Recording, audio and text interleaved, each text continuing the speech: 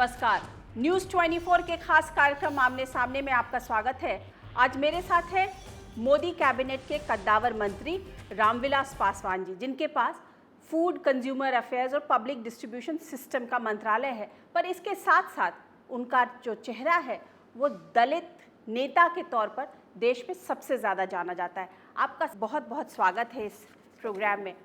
सबसे पहले तो यही सवाल, और सबके जहन में ये सवाल उठ रहा है रामविलास जी, कि क्या बात है कि पिछले 6 महीनों से ऐसा लग रहा है कि दलित समुदाय जो है वो मोदी सरकार से उसकी दूरियां बहुत बढ़ गई हैं। ये क्या मसला क्या है? नहीं, देखिए, ये कहना गलत है और मैं कह नहीं सकता हूँ, लेकिन मोदी सरकार में यदि आप देखेंगे तो एक ऊना की घटना घटी और उस ऊना से भी बड़ी घटना जो है अभी बिहार में घटी। अभी आप देख रहे हैं कि जो रिपोर्ट आया है कि पूरे देश में सबसे ज़्यादा दलित के ऊपर में कहाँ अत्याचार हो रहे हैं, तो उत्तर प्रदेश में हो रहे हैं, बिहार में हो रहे हैं। तो सिर्फ चूँकि प्रधानमंत्री का स्टेट है गुजरात, इसलिए गुजरात में कोई घटना घट जाती है और उसको इतना बढ़ा चढ़ा करके किया, जहाँ घटना घटती है प्रधानमंत्री स्वयं चिंतित रहते हैं, दुखित हैं। चाहे वो ऊना की घटना हो और बिहार की घटना हो, दोनों घटनाएं निंदनीय है। लेकिन इस पूरे मसले को अगर आप देखें तो इसका सिलसिला जो शुरू हुआ है वो रोहित वेमुला की सुसाइड से शुरू हुआ। ऊना की घटना के उसके पहले आप बीजेपी के जो उत्तर प्रदेश के उपाध्यक्ष थे दयाशंकर सिंह, उनकी टिप्पणी, तमाम बातें जो हैं वो सब बातें मिलके ऐसे लग रहा है कि एक दलित शक्ति उभर रही है और जिसको कहीं ना कहीं रोकने के लिए ये जो वृहत परिवार है वो सामने खड़ा है। अगर ऊना की घटना हुई तो गौरक्षक दल का कौन सपोर्टर? विश्व हिंदू परिषद किसका भाई भतीजा? आरएसएस। और मतलब कहीं ना कहीं तो एक जो वृहत परिवार है। रोहित वेमुला के लेकर के इतना तेवर दिखलाया गया, ठीक है, हम उसको विरोध नहीं करते हैं, लेकिन इसके पहले भी 11 दलित सुसाइड किए, तो उस पर क्यों नहीं, क्या कहते हैं, क्या आवाज़ उठाया गया?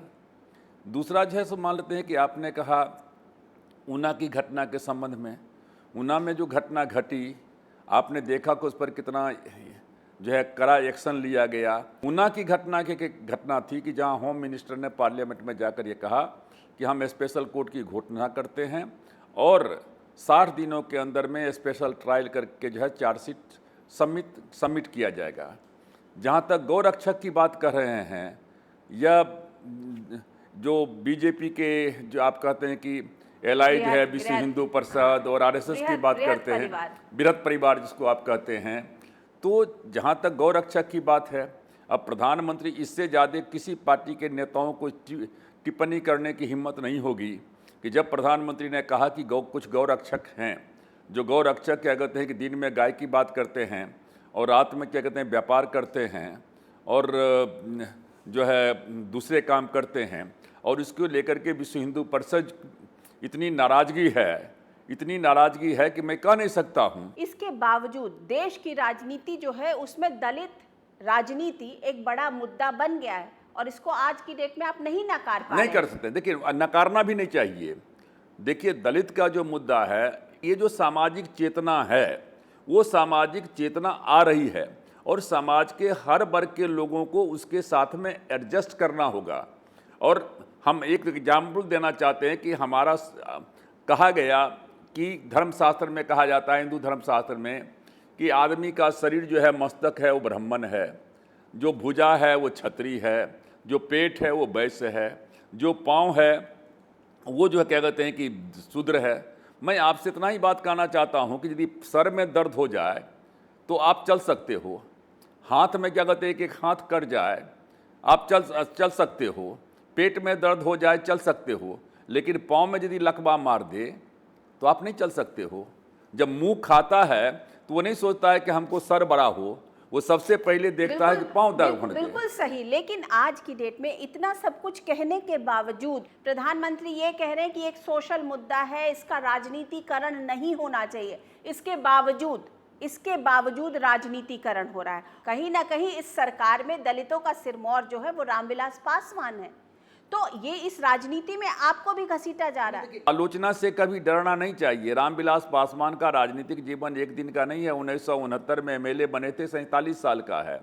और चाहे क्या कहते हैं, जितनी भी घटनाएं घटी, चाहे बेल्ची की घटना हो या मान लेते हैं कि साउथ की घटना हो, सब जगह हमने लिया।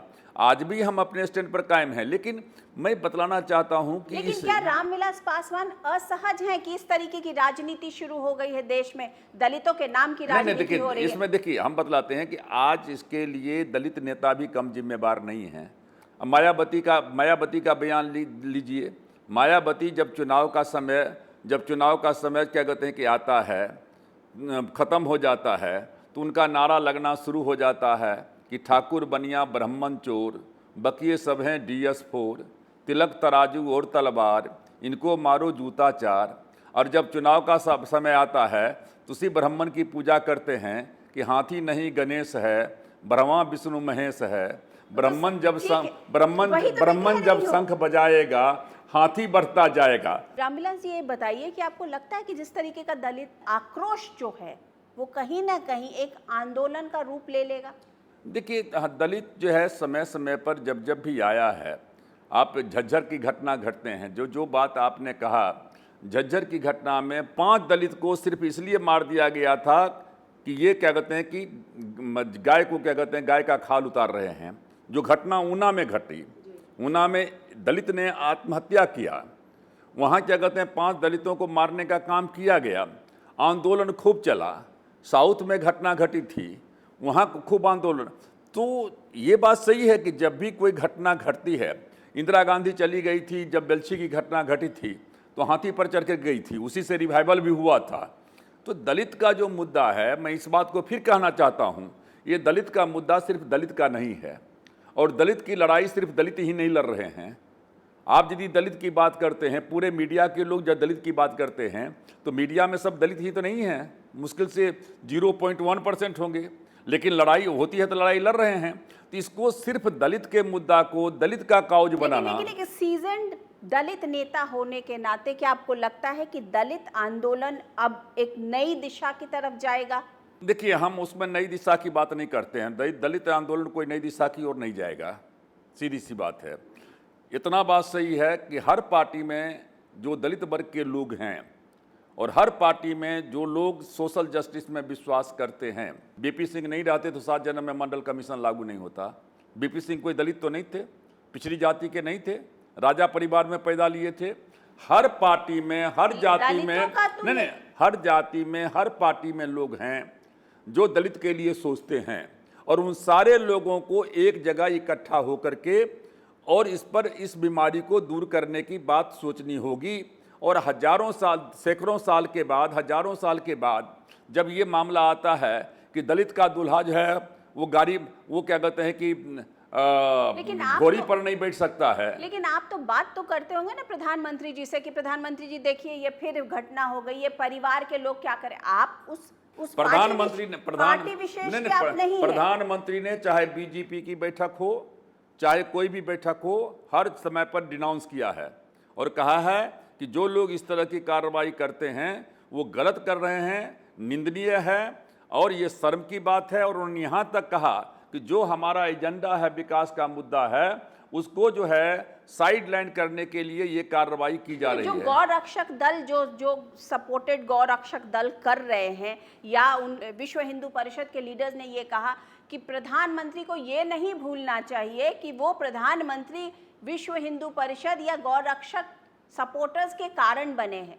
तो इस पर रामविलास पासवान, मेरा रिएक्शन यही है कि विश्व हिंदू परिषद को ये बात सोचना चाहिए कि प्रधानमंत्री देश का प्रधानमंत्री है, ना प्रधानमंत्री गौरक्षक हैं, ना प्रधानमंत्री कोई चीज़ है। प्रधानमंत्री का काम, प्रधानमंत्री रक्षक हैं, वो सबकी रक्षा करने का उनका अधिकार है, उनका क्या कहते हैं सोच होना चाहिए और अधिकार है। और ये मामला क्या कहते हैं कि यदि प्रधानमंत्री, इवन भारत सरकार लिखा जाता है, कोई यूपीए एनडीए की सरकार नहीं लिखी जाती है। और यदि प्रधानमंत्री सही बात कहते हैं और आप कहते हैं गौरक्षक है, गौरक्षक के जब प्रधानमंत्री ने कहा कि ये गौरक्षक जो लोग हैं इसमें से अधिकांश लोग दिन में गौ रक्षा की बात करते हैं, नहीं तो क्यों नहीं? विश्व हिंदू परिषद के नेता प्रधानमंत्री को धमका रहे हैं। नहीं, विश्व हिंदू परिषद के नेता प्रधानमंत्री को धमका रहे हैं, तो फिर आप दोनों बात कर रहे हैं। वही तो मैं कह रही हूँ। एक तरफ तो आप कहते हैं कि विश्व हिंदू पर प्रधानमंत्री का परिवार है विश्व हिंदू परिषद, बीजेपी का परिवार है।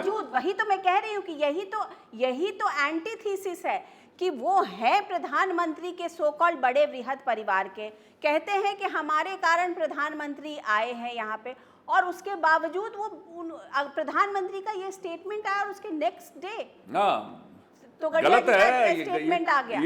इसलिए मैंने कहा नहीं, इसकी निंदा सबको करनी चाहिए, लेकिन किसने निंदा किया? किसी एक पार्टी के लोगों ने बतलाइए कि अपना रिजेक्शन किया कि प्रधानमंत्री के संबंध में जो कहा जा रहा है वो गलत है। अरे जब उनके जब ज्यादा उनके खुद के पार्टी के लोग नहीं, सीनियर लोग बोल रहे हैं, तो और दूसरे क्या बोलेंगे? क्या आरएसएस ने विश्व हिंदू परिषद के लीडर के बाद बोला?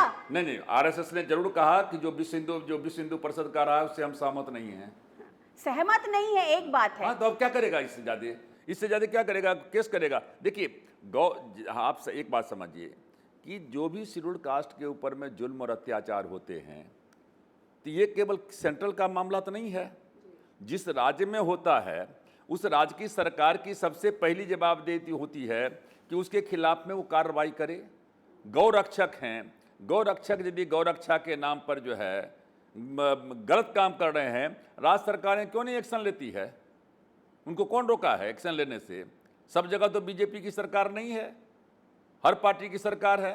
इसका मतलब पूरी तरह से गौ रक्षा के नाम पर, दलितों के नाम पर इस देश में और राजनीति होगी?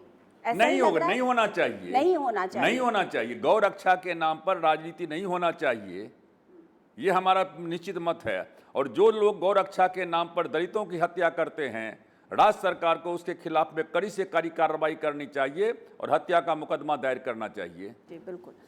अब ये बताइए कि आप खाद्य मंत्री हैं, देश का खाद्य मंत्री जो वो हमेशा कटघरे में खड़ा रहता है क्योंकि थोड़ी सी महंगाई बढ़ी नहीं कि महंगाई बढ़ गई, पूरा हंगामा मचा रहता है। तो आपके ऊपर प्रेशर तो बहुत है। सब लोग इसको महंगाई को अच्छे दिन से जोड़ देते हैं क्योंकि आप लोगों का एक वादा था कि हम आएंगे, अच्छे दिन लाएंगे। महंगाई बढ़ रही है तो अच्छे दिन आ नहीं रहे। ऑब्वियसली महंगाई को कंट्रोल करना जो सबसे इम्पोर्टेंट काम है वो नहीं हो पा रहा। आपने ठीक कहा। अब भला बतलाइए कि चावल में महंगाई है? चावल में महंगाई नहीं है, गेहूं में महंगाई नहीं है, चीनी में महंगाई नहीं है। चीनी का हालत तो ये था कि 23 रुपये बिक रहा था। सिर्फ ले दे करके एक महंगाई का जब सवाल आता है तो दाल के ऊपर में जाता है। अब जो है 2-3 चीज़ हैं जिनको लेकर के इन्फ्लेशन जो कहते हैं, महंगाई का उतार चढ़ाव होता है। एक है प्याज। अब प्याज का दाम जब ये बढ़ने लगता है तो लोग गला में प्याज लेकर के प्रदर्शन करते हैं कि हम मर रहे हैं। और जब किसान क्या कहते हैं कि अभी 1 रुपये, अभी कहीं निकलता है कि 1 रुपये किलो प्याज बिक रहा है, 1 रुपये किलो प्याज सरकार खरीद रही है। अब दाल के मामला में सपोज कर लीजिए कि आप एक महीना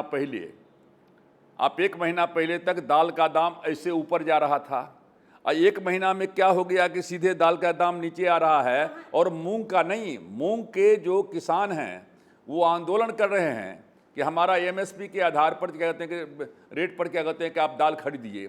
और जो हमने बफर स्टॉक 20 लाख का तैयार किया है, इसका सबसे बड़ा जो कारण था और आज भी जो सबसे बड़ा कारण है वो है जमाखोरी है। और जमाखोरी के खिलाफ में टफ हैंड लेना चाहिए। नहीं, टफ हैंड कैसे लगे? हम तो राज्य सरकार को सिर्फ अधिकार दे सकते हैं फेडरल स्ट्रक्चर में। जो राज्य सरकार जैसे महाराष्ट्र की राज्य सरकार है उसने कड़ी कार्रवाई किया। बिहार की सरकार को पूछिए, छुआ तक नहीं। उत्तर प्रदेश में एक जमाखोर को छुआ तक नहीं। आज कैसे एकाएक दाम गिर रहा है? फसल तो अभी हुआ नहीं, कुछ हुआ नहीं, तो ये दाल का दाम अब कैसे गिर गया एकाएक? और मैं आज आपको कहता हूं कि अगला साल आते आते यही लोग आंदोलन करेंगे कि किसान क्या कहते हैं कि भूखे मर रहे हैं और सरकार क्या कहते हैं कि इतनी दाम कम गई है कि खरीद नहीं रही है। अभी बता दीजिए कि अगले साल दाल की दाम क्या होने वाला है? अभी भी आप कह रहे हैं कि आप 90 रुपए में खरीद रहे हैं, 90 रुपए में सरकार खरीदती है, लेकिन दिल्ली में 150 रुपए से नीचे अरहर की दाल नहीं मिल रही है, चाहे वो आप कुछ भी मैं आपसे सहमत हूं कि जो थोक में तो दाम घट गया है, लेकिन रिटेल में जो जितना दाम रिटेल में अभी दाम क्या कहते हैं घटा ज़्यादा नहीं है। सरकार के हम जितने भी राज्य सरकारें हैं, हमारे पास में दाल की कमी नहीं है। हमारे पास में कोई इंफ्रास्ट्रक्चर नहीं है कि हम हर जगह क्या कहते हैं दुकान लगा करके दाल को बेचेंगे। हमने हर राज्य सरकार को कहा है कि जिसको जितनी दाल की आवश्यकता हो, हम 66 रुपये किलो जो है अरहर और 82 रुपये किलो जो है हम उड़द का दाल दे रहे हैं। जिनको लेना है खरीदे। नहीं ले रहे हैं क्या? नहीं ले रहे हैं अभी कौन तक। सरकार अभी नहीं ले रही है? देखिए अभी तक केवल कुल मिलाकर के जो है 40,000 का हमारे पास में जो है सो डिमांड क्या कहते हैं आया है और 10,000 जो है उठाया है। ये हालत है। नहीं तो आप तो उठा करके फोन एक खटखटा सब जगह सकते हैं नहीं, कि नहीं, भैया मैं आपके- अखिलेश जी आइए दाल लीजिए। नहीं नहीं नहीं नहीं, हम तो आपके माध्यम से, मीडिया के माध्यम से, पार्लियामेंट के भीतर, पार्लियामेंट के बाहर चिट्ठी लिख लिख करके हर राज्य सरकार को चिल्ला चिल्ला के बोल रहे हैं। अब हम क्या करेंगे? हम तो आपके माध्यम से भी बोल रहे हैं कि जिनको कोई राज्य सरकार कहे कि हमने इतना दाल मांगा हमको नहीं मिला। अच्छा ये बताइए, नीतीश जी ने आपसे दाल का डिमांड किया कि नहीं किया? नहीं नीतीश किया, कुमार ने नहीं किया। कुछ- थोड़ा जो उन्होंने दाल का जो डिमांड किया था जितना उतना हमने कर भी दिया। नीतीश कुमार कहीं बात नहीं करते हैं। जो राज्य सरकारें हमसे जितना दाल क्या कहते हैं डिमांड कर रही है, हम उसको जो है तो आप कहाँ से इनको, आप किसानों से ले रहे हैं, इंपोर्ट कर रहे हैं, क्या कर रहे हैं? दाल में क्या है कि हमारे यहाँ दाल की पैदावार, इसमें दो मत नहीं है कि कम हुई है और दाल का डिमांड जो है हर साल 10 लाख टन जो है वो बढ़ते जा रहा है। तो अब 246 लाख टन डिमांड है और पैदावार है 170 लाख टन। गैप है 76 लाख टन का। ये जो हमको क्यों बफर स्टॉक बनाना पड़ा, ये जो इम्पोर्टर हैं ये लोग कम चालाक नहीं हैं, आयात जो करते हैं ये, इन्होंने 76 लाख टन का गैप है और डिमांड, और ये आयात कितना कर रहे हैं तो 58 लाख टन। और वो भी 58 लाख टन करके क्या करेंगे कि म्यांमार में या कहीं पोर्ट पर रख देंगे और जब यहाँ दाम बढ़ने लगता है तब वहाँ से जा कर के धीरे धीरे धीरे धीरे धीरे धीरे धीरे सप्लाई करना शुरू करते हैं। अब उसको लेकर के हमको जहाँ स्टॉक लिमिट लगाना पड़ा, जहाँ एक्सपोर्ट क्या कहते हैं कि एक्सपोर्ट को क्या कहते हैं बैन ही नहीं किया, उस पर ड्यूटी लगाया। आपको पूरा डंडा चलाना चाहिए जमाखोरों पर जो जमाखोरी कर रहे हैं। आप कह रहे जो लोग वो राज्य सरकार का काम है ना। इम्पोर्टर्स के ऊपर तो कर सकते हैं। नहीं, इम्पोर्टर पर भी कुछ नहीं कर सकते हैं, क्योंकि कानून ऐसा बना हुआ है कि देश के बाहर कहाँ वो रख रहा है उसमें आप कुछ नहीं कर सकते। आप कह रहे, खुद ही कह रहे म्यांमार में रखा हुआ है तो आपको लगाना चाहिए डंडा। और क्योंकि देश में अगर लोग नहीं, ये लेकिन कह उसके रहे लिए हैं, नहीं, अब उसके लिए हम लोगों ने ये कह दिया कि आप जो है जो आपके ऊपर में हम नहीं लगाएंगे, क्योंकि उनका एक तर्क निकला कि साहब जो स्टॉक लिमिट लगा है तो यदि स्टॉक लिमिट आप 5,000 टन का मंगाइएगा तो हम आयात कैसे करेंगे 10 लाख टन। तो हमने कह दिया कि आपको जितना आयात करना है आप आयात करो, लेकिन अपने एयरपोर्ट पर जो है 45 दिन के अंदर में उसको बांटना पड़ेगा। 45 दिन के अंदर में नहीं बांटोगे तो फिर स्टॉक लिमिट के तहत पकड़े जाओगे। अब उसका नतीजा हो रहा है कि अब धीरे धीरे धीरे धीरे जो है निकलना शुरू हो गया है। उसकी तरीके से इन सारे चीज़ों को ख़त्म करने के लिए एमएसपी आज़ादी के बाद पहली बार हुआ है कि 425 रुपया हमने एमएसपी में बढ़ाने का काम किया। इसके पहले 275 रुपया बढ़ाने का काम किया। उसका नतीजा हो रहा है कि अब बम्पर जो है क्या कहते हैं कि दाल का खेती शुरू हो गया है और 200 में जो है 200 लाख टन से ज़्यादा क्या कहते हैं कि पैदावार होगा। तो ये मान लें कि अगले साल दाल का जो दाम अगले बार जो है अनुराधा जी के साथ में जब हम बैठेंगे तो अनुराधा जी कहेंगे कि रामविलास जी किसान क्या कहते हैं परेशान हैं, आप किसान से जो है एमएसपी के रेट पर दाल क्यों नहीं खरीद रहे हैं? क्यों इतना दाल हो जाएगा? इतना दाल हो जाएगा। इतना आप आश्वासन देते हैं देशवासियों को? बिल्कुल आश्वासन देते हैं, इसलिए मैंने कहा और हम अभी से ही दाल खरीदना शुरू कर दिए। एक और मसला उठा है रामविलास जी, वो है कि ब्रांड एम्बेसडर्स, जो हीरो हीरोइन जो हैं वो ब्रांड एम्बेसडर जिस चीज़ के बनेंगे उसकी रिलायबिलिटी, उसकी एलिजिबिलिटी, उसके सारे परफॉर्मेंस के मापदंड पर उनको खरा उतरना पड़ेगा। अब सारे हीरो हीरोइन जो ब्रांड प्रमोशन करते हैं उनकी हालत ख़राब है कि इससे क्या होगा, वो लोग कैसे रिस्पॉन्सिबल हो पाएंगे? देखिए सबसे पहली बात तो मैं बतला दूं कि अभी सरकार ने इस पर निर्णय नहीं लिया है। हमने एक बिल पेश किया पार्लियामेंट में, बिल गया स्टैंडिंग कमेटी में जो हमेशा जाता है। बिल के में जो स्टैंडिंग कमेटी से रिपोर्ट आया, उस स्टैंडिंग कमेटी ने कहा कि जो ब्रांड एम्बेसडर होते हैं या जिसको सेलिब्रिटीज कहते हैं, इनका बहुत इन्फ्लुएंस होता है। एक बात को हम कहें और उसी बात को अमिताभ बच्चन कहे तो अमिताभ बच्चन को बात को हमारे बात को तो पॉलिटिकली समझा जाएगा, लेकिन अमिताभ बच्चन के बात को समझा जाएगा कि सही बोल रहे हैं। तो उसी आधार पर जो है स्टैंडिंग कमेटी ने कहा कि ये बहुत सीरियस मामला है और इसमें जो है जुर्माना के साथ साथ जेल भी रखना चाहिए। 10 लाख रुपया जुर्माना हो पहले क्राइम में और 2 साल का जेल की सज़ा हो। फिर कहा कि यदि दोबारा वही गलती करता है तो उसमें 50 लाख रुपया जुर्माना हो और 5 साल जेल की सज़ा हो। वो हमारे पास में उन्होंने भेजा, हमने इसको पब्लिक डिस्कशन का मुद्दा बनाया, जो सही बात है। हमने इसको नेशनल डिबेट के रूप में छेड़ दिया कि साहब ये है और ये हो सकता है, मतलब ये नहीं हमने कहा कि होगा। कह रहे हैं कि रामविलास पासवान उनकी पेट पे लात मार नहीं, हम पेट देखिए, इन लोगों का पेट में इतना भरा हुआ है कि उसमें कोई लात नहीं मार सकता है। Amitabh Bachchan down the line, Shahrukh Khan, Amitabh Bachchan, मैं इसलिए मैं कह रहा हूं सबकी हालत खराब है कि सबके पेट पर आप सबकी इतनी बड़ी महंगी कमाई को आप रुकवाने का काम कर रहे हैं। देखिए, अमिताभ बच्चन जी के प्रति हमको बहुत रिगार्ड है। सलमान खान भी मेरे छोटे भाई के समान हैं। सबके प्रति हमारा बहुत ही कहते हैं रिगार्ड है और इसलिए हमने पूरे दुनिया का कहाँ सेलिब्रिटीज के संबंध में क्या क्या कानून है, अडल्ट्रेशन के खिलाफ आप बहुत तगड़ी लड़ाई लड़ने वाले हैं। बिल्कुल हम एडल्ट्रेशन को मैं तो हर राज्य सरकार को, मैंने दिल्ली के सरकार से कहा कि साहब आप पानी पिला रहे हो कि जहर पिला रहे हो। आप पी सकते हैं नल का पानी, हम पी सकते हैं, गरीब बेचारा पीता है। आप कहेंगे कि हम बोतल का पानी पिएंगे, कोई कहेगा कि नहीं इसमें आप मशीन लगा लो, लेकिन कितने गरीब हैं 25,000 30,000 रुपया देकर के मशीन लगाएंगे। तो स्ट्रिक्ट स्टैंडर्ड्स आप रखने वाले हैं एडल्ट्रेशन के खिलाफ और उसके खिलाफ आप कोई भी सरकार हो उनके खिलाफ भी आप जाएंगे? बिल्कुल हम उसके खिलाफ में जाएंगे और हमने इसलिए BIS को कानून 1986, देखिए अभी 2 कानून हम बना रहे हैं। एक कानून हमने अभी बनाया है 1986 का कानून था BIS का, ब्यूरो ऑफ इंडियन स्टैंडर्ड का, उसको हमने नया कानून बनाया है अभी और उसमें कहा कि हमारा जो स्टैंडर्ड होगा वो इंटरनेशनल स्टैंडर्ड होगा।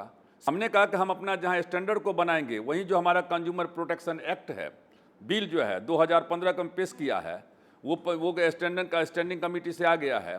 हम नवंबर में उसके बिल को पास करवाएंगे, कैबिनेट में अभी ले जा रहे हैं और उस बिल के तहत ये जो मिसलीडिंग एडवर्टाइजमेंट का मामला है या कंज्यूमर के इंटरेस्ट को सुरक्षित रखने का मामला है, मिसलीडिंग एडवर्टाइजमेंट्स के खिलाफ आप अपनी पूरी मुहिम को शुरू कर रहे हैं। हमारा पूरा का पूरा है मिसलीडिंग एडवर्टाइजमेंट। कोई हमारा मतलब कोई एक्टर एक्ट्रेस से नहीं है। मिसलीडिंग कोई भी एडवर्टाइजमेंट करता हो वो एडवर्टीजमेंट होना चाहिए, मिसलीडिंग नहीं होना चाहिए। देखिए मिसलीडिंग जब दी हम करते हैं तो मैं ये पूछ रही हूं कि राजनीतिज्ञों के खिलाफ, पॉलिटिकल लीडर्स के उनकी भाषणबाजी के खिलाफ भी आप कुछ स्टैंडर्ड लगाएंगे क्या?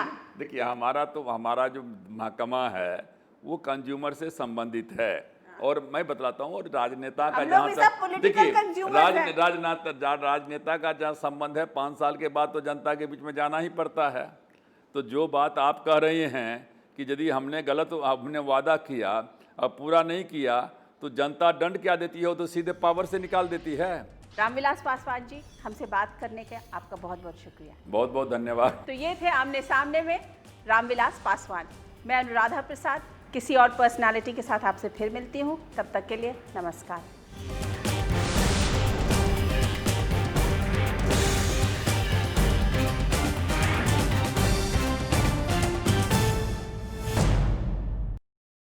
नमस्कार, मैं हूं मानक गुप्ता।